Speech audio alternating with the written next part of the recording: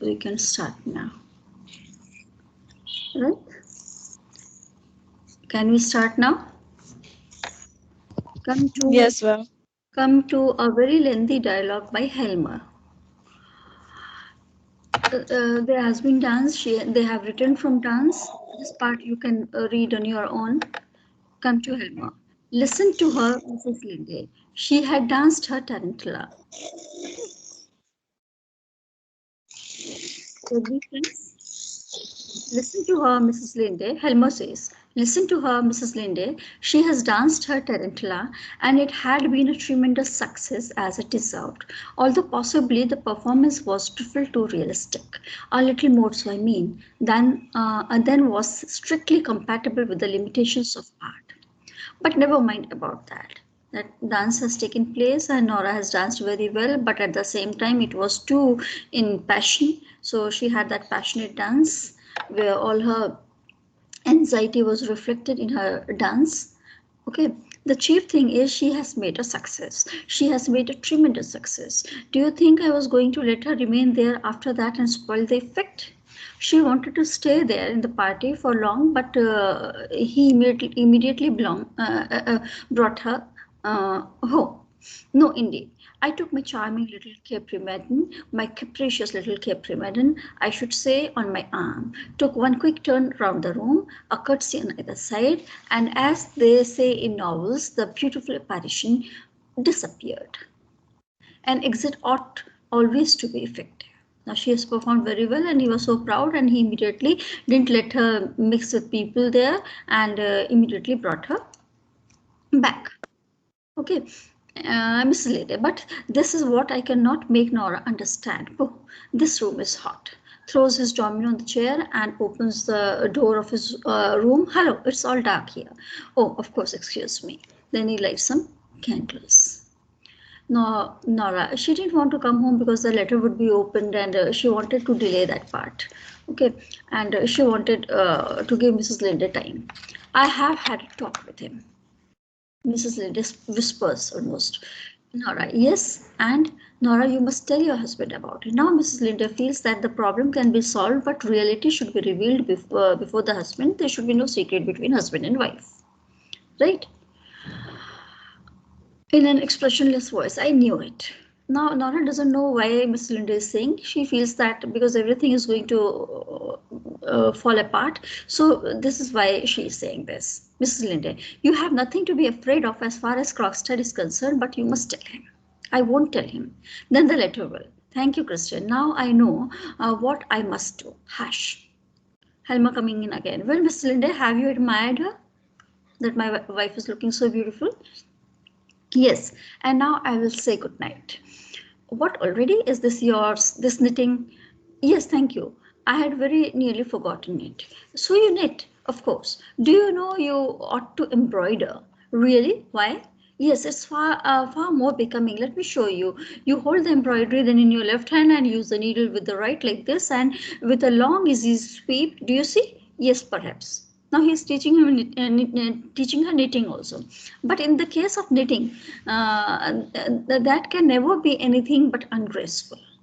Now knitting is ungraceful, and embroidery is in fashion. This is what Helmer is telling Mrs. Linde.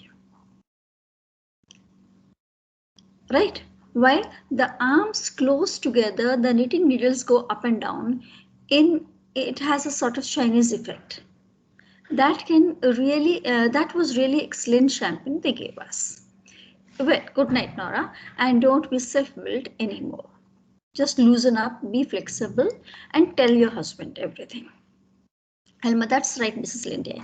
Good night, Mrs. Now, Helma. Good night, good night. I hope you will get home all right. I should be very happy. Now he is just when she leaves, what is he saying? She is a frightful bore, that woman. Okay. Now again, see, Nora is saying, everything you do is quite right, Toward. Now my little Skylark is speaking reasonably. Did you notice what good spirits Frank was in this evening? Really, was he? I didn't speak to him at all. Now Rank has probably met them for the last time, so he was very in a good mood. This is what Helma perceived. Okay, okay. Now Helma is saying, and when we are leaving and I am putting the shawl over your beautiful young shoulders on your lovely neck, then I imagine that you are my young bride and that we must come, we have just come from wedding and I am bringing you for the first time. See, basically there's no use reading all this. What we have gained so far is that Helma treats her like a very young innocent teenage girl or a skylark, or she should be very innocent, she should always remain smiling, she should always be pleasing, and she should behave like whenever he goes out in the society, people should see that how beautiful and how polite and how charming Helmer's wife is. So he's focused only on this. And if he really loves an individual, then he should try to explore what the individual is like, what is his personality, what are his likes and dislikes. It is he who's telling that what you should like, how you should behave, whether knitting is good or embroidery is good, what you should do, what you should not. He's even trying to tell Christine that. Got it? Yes, ma'am. Yes, ma'am. Now I'm just escaping Helmer and Rank's dialogues. Okay. Helmer has gone. Dr. Rank has gone. Nora is saying, sleep well, Dr. Rank. Dr. Rank visited and now he's gone. If you want me to sleep well, and thanks for the night, for the light. He has drunk more than he ought, Helmer says. Nora absently, maybe. Did you get this? Tower, what are you going to do there? Helmer is going out of the house. So he's saying, emptying the letter box. It's quite full. Got it? There will be no room to put the newspaper in tomorrow morning. Got it? Yes, ma'am. Yes, Yeah. ma'am. Okay. So here Helmer is going to open the letter box. Okay. What is this? Someone has been at lock. He now, when he goes to letter box, he feels that someone has tampered with the lock. Someone has tried to open the lock. Helma, yes, someone has. What can it mean? I should never have thought the maid. Here's a broken hairpin. Actually, Nora perhaps tried to, use her hairpin to take out the box. Nora, it is one of yours. Then it must have been the children. She is blaming children. Then you must get them out of those ways. You should treat children well. They should not learn opening the locks with hairpins. This is not good manners. There at last I have got it open. He sees the letters. There are many. What on earth is that? At the window, the letter, no, towel, no. Now she's in panic. 2 cards of ranks. Okay. 2 cards have come. Now Nora is questioning because if you remember, Dr. Rank had said that if a card comes with a black cross, that means I am dying. That is the time you should come to visit me. Otherwise, you need not come to me. Okay, Helmer, Dr. Rank, they were on the top. He must have put them in when he went out. Okay, is there anything written on them? There's a black cross over the name. Look here. What an uncomfortable idea. It looks as if he were announcing his own death. It is just what he is doing. What? Do you know anything about it? Has he said anything to you?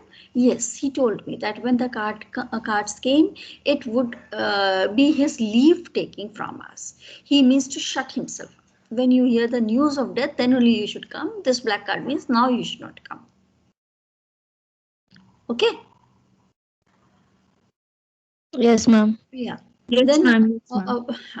now, Helma, he has so grown into our lives. That means he has become part of this family. I can't think of him as having gone out of them. Okay, how can he go off our lives? He, with his sufferings and his loneliness, was like a cloudy background to our sunlit happiness. See the contrast.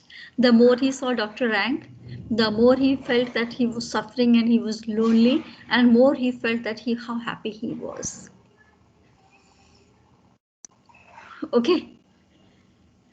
Ma'am, I couldn't get these lines. Shaurya, this side. Okay, sure. Yeah. What he is saying is that Dr. Rank has been the part of our life in the same way as you see in the sky. If it's a cloudy background and then sun shines, the sun appears to be brighter. In the similar way, Dr. Rank, with his suffering and his loneliness, he was in the darkness.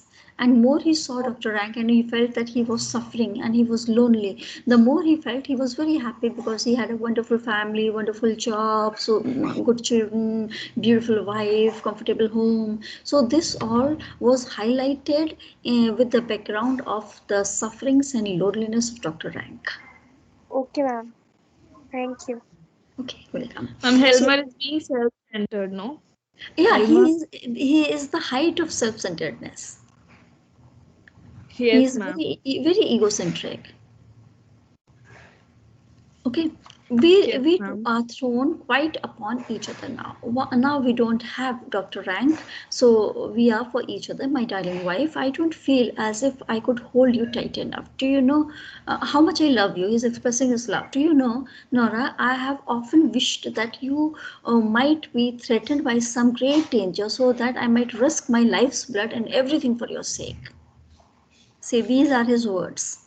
That if any danger comes upon you, I will risk my life and I'll save you. So sometimes I wish that some danger should fall upon you so that I can save you. I can prove my love to you. Right? Yes, ma'am. These But are these are mere words. These are just words, now Daddy. see what happens. Yes, with these words, as soon as he speaks these words, Nora says, she gets away from Helma and says, now you must read your letters. Okay? No, no, not tonight. I want to be with you, my darling wife. With the thought of your friend's death, you want to come to me and have that intimacy with me at this moment when you have just learned that your friend is going to die? Helma, you are right. It has affected us both. Something ugly has come between us. Death is ugly. Okay, the thought of the horrors of death, that is ugly. He doesn't want any ugliness. So we must try and rid our minds of, let us not think about rank and death, horrors of death. That is ugly. Until then, we will each go to our own room. Let's go to different rooms now. Good night, Aldo. Good night. Okay, now I will read my letters. So now, when he goes to his room, he is reading the letters. So he will read the letters, he says. Nora gropes distractedly about, seizes Helmer's domino, throws it round her, while she says in quick, hoarse, spasmodic voice, whispers, never to see him again. Never, never. Puts her shawl over her head. Never to see my children again either. Never again, never, never. She has decided that she's now going to leave. Ah, the icy black water, the unfathomable depths. If only it were over. He has got it now. Now he's reading it. Goodbye, tower and children. She is about to rush out to the hall when Helma opens the door hurriedly and stands with an open letter in his hand. Nora. Ah, what is this? Do you know what's in this letter? Yes, I know. Let me go. Let me get out. Where are you going? Now, just hold on. Jagrati Kumari has lost network, so I have admitted her. Where are you going? You shouldn't save me. Towel. True? Is this true that I read here? Horrible. No, no, it's impossible that it can be true. It is true. I have loved you above everything else in the world. Oh, don't let us have any silly excuses. Tawald, miserable creature, what have you done? Let me go. You shall not suffer for my sake. You shall not take it upon yourself. No trachicaias, please. Here you shall stay and give me an explanation. Do you understand what you have done? Answer me. Do you understand what you have done? Yes, now I am beginning to understand thoroughly. Till now she was thinking that Helma is trying to save her. And still she was trying to leave. But now she has understood that Helma is not trying to protect her. Helma is questioning her. He's interrogating her. Okay? What a horrible awakening. All these 8 years, she, who was my joy and pride, a hypocrite, a liar, worse, a criminal. The unutterable ugliness of it all. For shame, for shame. Nora is silent. I ought to have suspected that something of the sort would happen. I ought to have foreseen it. All your father's want of principle. Be silent. All your father's want of principle has come out in you. No religion, no morality, no sense of duty. How I am punished for having winked at what he did. I did it for your sake, and this is how you repay me. Right? She is called criminal. She is called hypocrite. She is called liar. She is called shame for the family. And all this is because her own father was a corrupt person. So father is also being blamed. And here she is. Nora, yes, that's just it. Now you have destroyed all my happiness. You have ruined all my future. It is horrible to think of. I am in the power of an unscrupulous man. He can do what he likes with me. Ask anything he likes of me. Give me any orders he pleases. I dare not refuse. Talking about Krogstad. And I must sink to such miserable deaths because of a thoughtless woman. Well, I am out of the way. You will be free. No fine speeches, please. Your father had always plenty of those ready too. What good would it be to me if you were out of the way, as you say? Not the slightest. He can make the affair known everywhere, and he does. And if he does, I may be falsely suspected of having been a party to your criminal action. Very likely people will think I was behind it all. It's always about him, you know. Here again, he brings the attention to himself. That it was I who prompted you. And I have to thank you all for this.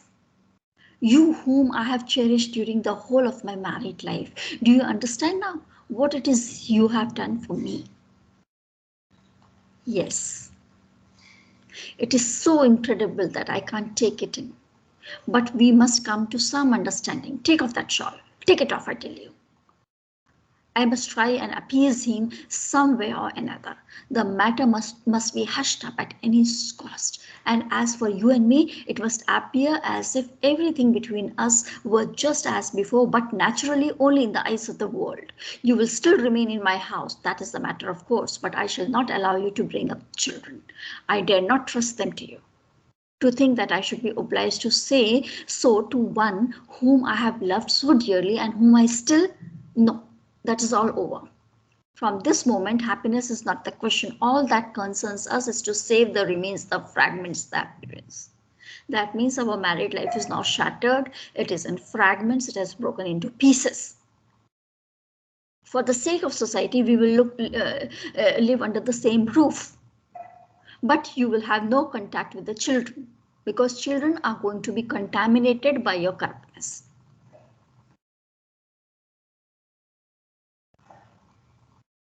Okay? Yes, ma'am. What is that? So late? Can he hide yourself, Nora? Say you are ill. Maid, a letter for the mistress. Maid has knocked the door and she has come. Give it to me. Yes, it is for him. It is from him. You shall not have it. I'll read it myself. Krogstad has perhaps sent another letter. Yes, read it. Now she is not worried about anything. Everything has come into open. Helma. I scarcely have the courage to do it. It may mean ruin for both of us. No, I must know. Tears open the letter. Nora, no, I must read it once again. Yes, it's true. I am saved. Nora, I'm saved. Just see, there's some letter that Krogstad has sent, right? And now after reading that, he's saying, I'm saved. Nora, I'm saved. He's in light mood again. And Nora is saying, and I? You too, of course. If I am saved, then you are saved. We are both saved. Both you and I. Someone was saying something? Ma'am, I was saying that he was not concerned about Nora. He was saying, I am saved. Yeah, That is it's what I he- always in the center. Yes. Look, Yeah, he ma'am, that's sends it. you your bond back. Whatever promissory note you had written, the signature, the original one which she had forged, that he has sent back. He says he regrets and repents that a happy change in his life. Never mind what he says. That means Krogstad is explaining that in his life there's some kind of happy change, and because of that he is just he has turned into a good person, and he is just sending the promissory note back. But he's not interested in knowing about the life, what change has come into Krogstad's life. Never mind what he says. We are saved, Nora. No one can do anything to you. Oh, Nora, Nora. Oh, first I must destroy these hateful things. The letter should be destroyed. Let me see. Takes a look at the bond. No, no, I won't look at it. The whole thing shall be nothing but a bad dream to me. I'll forget everything. There. Now it doesn't exist anymore, any longer. He says that every Christmas Eve these must have been 3 dreadful days for you, Nora. Now he's realizing how Nora would have survived last 3 days when Krogstad was continuously threatening her. Nora says, I have fought a hard fight these 3 days and suffered agonies. Now he's over, my poor little Nora, and again he's returning to all that. You have loved me as a wife, ought to have loved a husband, only you had not sufficient knowledge to judge of the means you used. You are innocent. You did all this because of me, and you do not know what is good and bad, so you took a bad decision. That's it. I forgive you. That is Estonia. Right? Then Nora says, thank you for your forgiveness. And she goes towards the door. Helma, no, don't go. What are you doing in there? Taking off my fancy dress. Helma, standing at the open door. Yes, do. Try and calm yourself and make your mind easy again, my frightened little singing bird. Again, singing bird and all. Be at rest and feel secure. I have broad wings to shelter you under. I can give you support. I can give you shelter. I can protect you. I have all the means. Broad wings means I have all the means to support you. How warm and cozy our home is, Nora. Now this home is good. Having the letter destroyed. Here's a shelter for you here. I'll protect you like a hunted dove that I have saved from hawk's claws. Krogstad is a hawk. He had come to hurt, and he is a wounded dove. Nora is a dove. Okay, and I have saved you, taking all the credit here. I will bring peace to your poor beating heart. It will come little by little, Nora, believe me. Tomorrow morning you will look upon it quite differently. Soon everything will be just as it was before. Very soon you won't need me to assure you that I have forgiven you. You will yourself feel the certainty that I have done so. Got it? Can you suppose I should ever think of such a thing as repudiating you? Or even reproaching you? I could never, quarrel with you. I could never shout at you. I could never think. You have no idea what a true man's heart is like, Nora. There is something so indescribably sweet and satisfying to man in the knowledge that he has forgiven his wife. Again, he has proved himself to be more superior than he was till now. Forgiven her freely and with all his heart. It seems as if that has made her, as it were, doubly his own. Having forgiven by the wife, now I feel that I have got double control over you. He has given her a new life. I have given you a new life. You were almost dead by Krogstad. She has, in a way, become both wife and child to him. He himself is confessing, see, wife should be like a child, to be Ma'am, protected, to be taken care of. Yes. I'm Tanishka Bhadoria this side. Yes, Anushka. Ma'am, like means Helma was not having any problem. Like she have lended the money, but he was actually scared of the society. He was not Yeah. having any problem. Yes, he was scared that people will consider Helmer to be a corrupt person, or his wife has done something, so he is to be blamed. He will get a stain upon himself. He Yes, wants because to of keep this. himself clean in the eyes of the society. And that self-image is more important than the welfare of wife and his domestic life. Okay, so he do not have any problem that she have lended money for No, like for no, his saving. basically no, no, no. Okay, ma'am. Okay, so you shall be there for me after this, my little scared, helpless darling. Have no anxiety about anything, Nora. Only be frank and open with me, and I'll serve as will and conscience both to you. What is this? Not gone to bed? Have you changed your things? Yes, sir, I have Excuse changed my me. things now. Yes, yes.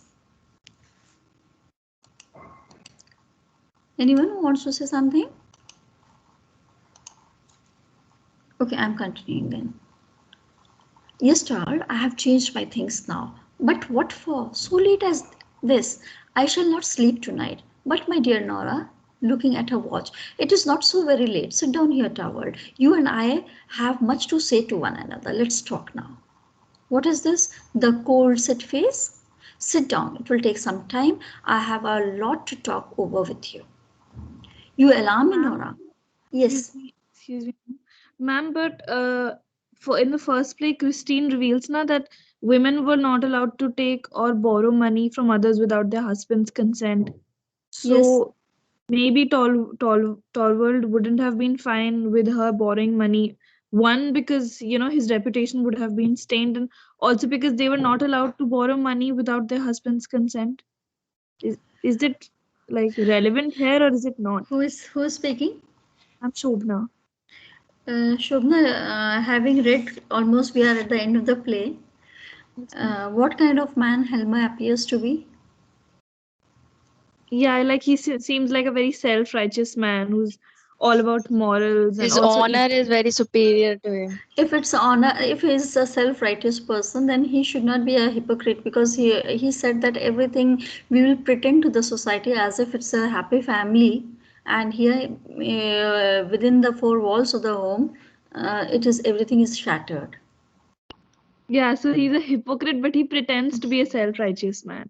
Yes. Yeah. How could you call such a person as a self-righteous person when he keeps his wife suffering? He keeps children away from the mother. Yes, ma'am. Yeah, he's not self-righteous, but in the eyes of the society, he wants to, Yes, that is portend what is himself as important. a very moral. Self-image is very important. Okay, okay, Okay. okay, So okay. Nora here says, we have been married now 8 years. Does it not occur to you that this is the first time we two, you and I, husband and wife, have had a serious conversation? Till now it was just hi skylark and darling and all that. Now in 8 years, this is first time that we are having serious conversation. What do you mean by serious? In all these 8 years, longer than that, from the very beginning of our acquaintance, we have never exchanged a word on any serious subject. Before, when we were dating, at that time also we never talked to each other in a serious way. It was only you were there was flirting, there was pampering, and these things were there. And for 8 years it has been pampering. Was it likely that I would be continually and forever telling you about worries that you could not help me to bear? Should we be always? I'm not speaking about business matters. Again, he's talking about his own office matters. I say that we have never sat down in earnest together to try and get at the bottom of anything. How a relationship is. We never try to explore. But dearest Nora, would it have been any good to you? Serious conversation. That is just it. You have never understood me. I have been greatly wronged toward, first by Papa and then by you. Okay, what? By us two? By us two? Who have loved you better than anyone? Your father loved you so much, I loved you so much, and you're saying that we have wronged you. You have never loved me. You have only thought it pleasant to be in love with me. Nora? What do I hear you saying? It's perfectly true, Torvald. When I was at home with Papa, he told me his opinion about everything, and so I had the same opinions. And if I differed from him, I concealed the fact because he would not have liked it. He called me his doll child, and he played with me just as I used to play with my dolls. And when I came to live with you, I was simply transferred from Papa's hands into yours. You arranged everything according to your own taste, and so I got the same tastes as you, or else I pretended to. I'm really not quite sure which. I think sometimes the one and sometimes the other. Sometimes I didn't like your taste, but still I pretended that I liked your taste. When I look back on it, it seems to me as if I have been living here like a poor woman, just from hand to mouth. This is what my existence has been. I have existed merely to perform tricks for you. That means I was performing something that could please you. I was just an entertainer. I entertained you and you gave me food to eat and dress to wear. This is our relationship. This is the nature of husband-wife relationship that exists at this home. But you would have it so. You and Papa have committed a great sin against me. It is your fault that I have made nothing of my life. Nora, as an individual, I have got no identity. No one knows me. My existence is only that I am Torvald's wife. How unreasonable and how ungrateful you are, Nora. Have you not been happy here? No, I have never been happy. I thought I was, but it was never really been so. Not happy? No, only merry, chirping around and all that. And you have always been so kind to me, but our home has been nothing but a playroom. They're like kindergarten where children are given toys and they keep themselves engaged. This is what our home is like. I have been your doll wife, just as at home I was Papa's doll child. And here the children have been my dolls. You gave me 2 children, they are my dolls. I keep playing with them, and this is a playhouse. Right? You keep me entertained. I thought it's a great fun when you played with me, just as they thought it great fun when I played with them. That is what our marriage has been Torvald. There is some truth in what you say, exaggerated and strained as your view of it is, but for the future it shall be different. Playtime shall be over and lesson time shall begin. Again, he's saying that I will try to be a changed man. Whose lessons, mine or the children's? Both yours and children's, my dear Nora. Alas, Torvald, you are not the man to educate me into being a proper wife for you. You cannot give me lessons. And you can say that. And how am I fitted to bring up the children? Nora, didn't you say for yourself a little while ago that you dare not trust me to bring them up? I have committed the act, and still now how can I be allowed to interact with children in a moment of anger? Why do you pay heed? He's saying that in a moment of anger he had blurted out that. Indeed, you're perfectly right. I'm not fit for the task. There is another task I must first undertake first. I must try and educate myself. You are not the man to help me in that. I must do that for myself, and that is why I'm going to leave you now. For now, I am leaving you because I want to see the world. I want to educate myself. What do you say? I must stand quite alone if I am to understand myself and everything about me. It is for that reason that I cannot remain with you any longer. Nora, I am going away from here now. At once, I am sure Christine will take me in for the night. For night, I'll stay with Christine and then I'll see what I have to do. You are out of your mind. I won't allow it. I forbid you. It is no use forbidding me anything any longer. I'll take with me what belongs to myself. I will take nothing from you, either now or later. What sort of madness is this? Tomorrow I shall go home. I mean to my old home. It will be easiest for me to find something to do there. You blind, foolish woman. I must try and get some sense, Torvald. To desert your home, your husband and your children, and you don't consider what people will say. This is so important. I cannot consider that at all. I only know that it is necessary for me. It is shocking. This is how you would neglect your most sacred duties. Your sacred duty means duties towards your home, husband, children.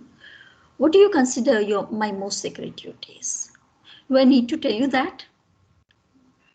Are they not your duties to your husband and your children? I have other duties just as sacred that you have not. What duties could those be? Duties to myself. Before all else, you are a wife and a mother. First, you are a wife, then you are a mother, and after that, you can talk about yourself.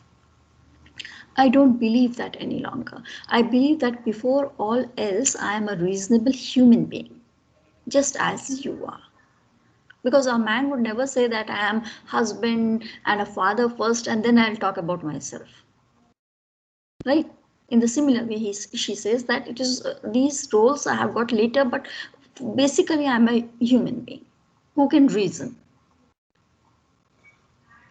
I know quite well, Towel, that most people would think you right, and that views of that kind are to be found in books. But I can no longer content myself with what most people say or with what is found in books. I must think over myself, things over for myself, and then to understand them and get to understand them. Can you not understand your place in your home? Have you not a reliable guide? And in such matter, still he's saying that I am a guide and I can tell you what to do. Have you no religion? I'm afraid, Tower, I do not exactly know what religion is. What are you saying? I know nothing but what the clergyman said when I went to be confirmed. He told us that religion was this and that and the other. When I was away from all this and am alone, I will look into that matter too. I will see if what clergyman said is true. You know, religion controls even gender roles. Religion tells Yes, that ma'am. how man should behave, how women should behave. Okay, all the scriptures, they tell you how you should behave. So this is unheard of in a girl of your age. No girl, say girl, not human being. No girl of your age should speak in this manner. But if religion cannot lead you aright, let me try and awaken your conscience. If you do not believe in religion, just believe in me. I'll tell you how to work towards your conscience. I suppose you have some moral sense. Or answer me, am I to think you have none? You are not moral also. I assure you, Tower, this is not an easy question to answer. I really don't know. The thing perplexes me altogether. I'm confused. I only know that you and I look at it in a quite different light. I am learning too that the law is quite another thing from what I supposed. But I find it impossible to convince myself that the law is right. According to it, woman has no right to spare her old dying father.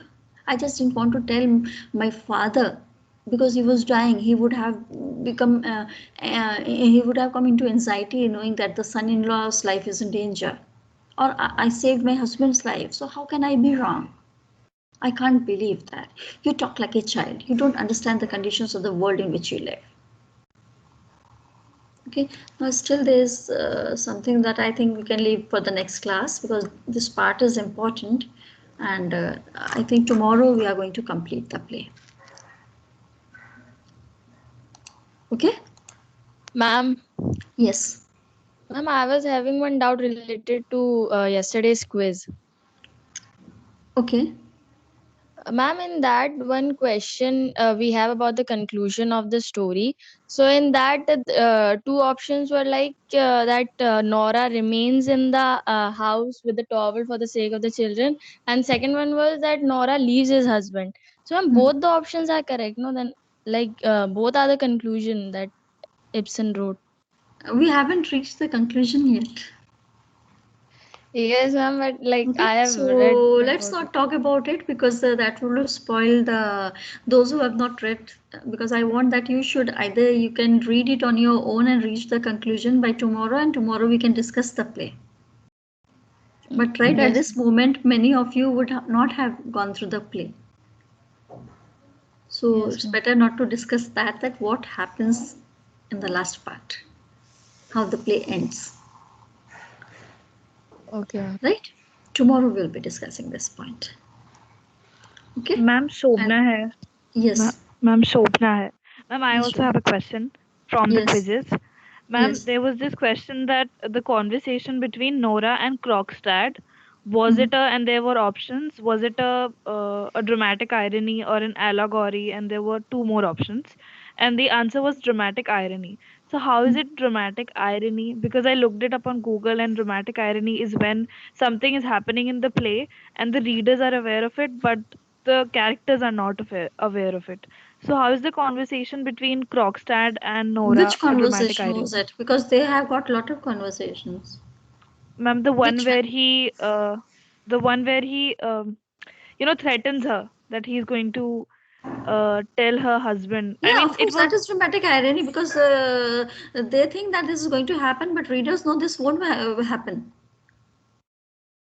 ma'am, but That, I'm not sure because of which part you're talking about. We'll have to look into it. But if it's that, then it's like readers know that what is happening behind the curtains. Maybe yes, that part. I'll look into it again and let you know. yes, ma'am, Okay. because it didn't mention which part. It was just what was the how was the No, conversation between. actually, if you have gone through the quiz, then it may be they would have. Was the quiz from Act 1? Was it from Act 2? In this way, you can make out which conversation they are talking. And you know, you can escape some questions if they are confusing in this way because they should have given the lines proper. Yes, ma'am. Yes, ma'am. Okay. Yeah. Yeah. Ma'am. This And is ma'am, just for the sake because if you go through these quizzes, you will, in a way, revise the play again and again. So it's important. okay, ma'am. Yes, ma'am. Yes, Okay. ma'am. I have to Ma'am, go for please, the other class now. So, ha yes. okay. Ma'am, have we taken the group screenshot? Because I joined late today. Have you taken anyone who has taken? I don't Please think anyone. switch on Yeah. your cameras Ma'am, now. I have taken You Shaurya this side. yes. Okay. Okay, Sharia. Thank you. Thank you. Okay. Okay. Okay. Thank you. Welcome, ma'am.